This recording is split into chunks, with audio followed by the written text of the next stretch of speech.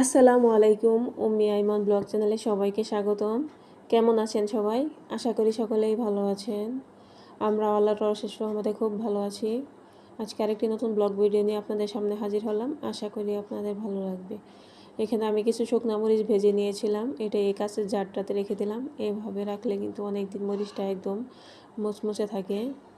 এবার চলে আসলাম রান্নাঘরে। এখানে আজকে রান্না করব পাবদা মাছ। এই তো মশলাটা রেডি করেছিল, ওইটা দিয়ে দিলাম। আসলে সারাদিন তো অনেক কাজই করা হয়, কিন্তু আপনাদের সাথে তো সব কাজ শেয়ার করা হয় না, তাহলে দেখা গেছে যে ভিডিওটা অনেক বড় হয়ে যাবে। টুকটাক রান্নার ভিডিও শেয়ার করি। তো মশলাটা কষানো হয়ে গেলে আমি মাছটা দিয়ে দিলাম। এবার মাছটা কষিয়ে নিব।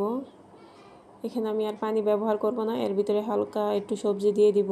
ঝিঙের আলু কেটে নিয়েছি, যেহেতু ঝিঙে থেকে অনেকটাই পানি ছেড়ে দিবে, তাই এখানে আর পানি দিব না। এবার সবজিটা দিয়ে ঢাকনা দিয়ে ঢেকে দিব।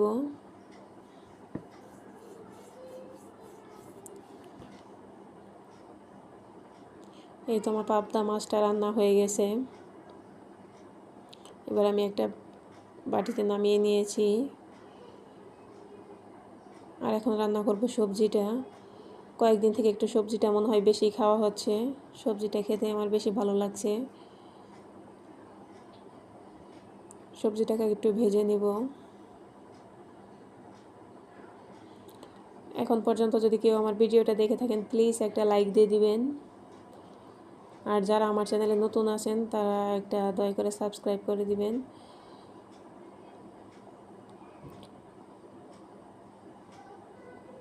আর এখানে আমি ডাল রান্না করছি, ডালটা তেলে দিয়ে দিব।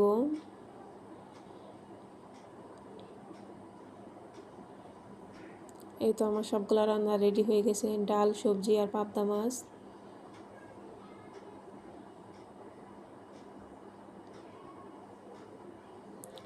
আর এখানে আমি একটু চিনির শিরা করে নিচ্ছি। ওই বুন্দিগুলা শিরাতে দিয়ে দিব। এবার বুন্দিটা দিয়ে দিলাম। বুন্দিগুলো কিনে নিয়ে আসা হয়েছিল বাজার থেকে, ভাজা বুন্দি। এগুলো শুধু শিরাতে দিলেই হয়ে যায়। এগুলো আসলে খেতে অনেক মজাই লাগছে। আজকে ইফতারে তেমন কিছু করব না, ভাবছি যে আমি ভাত দিয়ে ইফতার করব, তাই বাচ্চাদের জন্য একটু বুন্দি বানিয়ে নিলাম। আর এখানে কিছু ফল কেটে নিয়েছি অল্প করে। আসলে রোজ রোজ ভাজা পোড়া খেতে ভালো লাগে না, তাই ভাবলাম যে আজকে একটু ভাত দিয়ে ইফতার করে নেই। আর এখন বাজে রাত 11টা। আমার ছোটো ছেলের মনে হয় যে সে রুটি খাবে। বললাম যে সকালে বানিয়ে দিব, বলছে না এখনই খেতে হবে, তার পেট ভরেনি ভাত খেয়ে। এই তো তাই আমি রুটিগুলো বানিয়ে নিচ্ছি।